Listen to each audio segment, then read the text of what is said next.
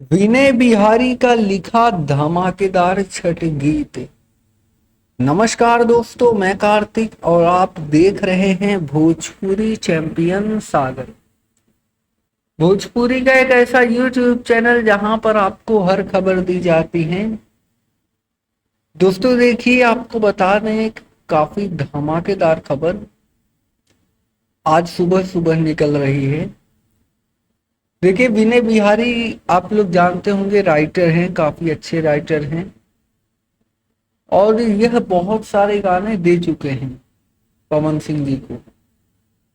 बहुत सारे गाने दे चुके हैं और बहुत सारे गाने हिट भी हो चुके हैं विनय बिहारी जी का।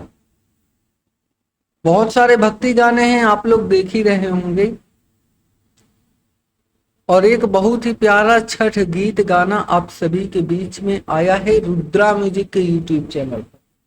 जी हाँ दोस्तों, बहुत ही प्यारा छठ गीत गाना आया है रुद्रा म्यूजिक के यूट्यूब चैनल पर।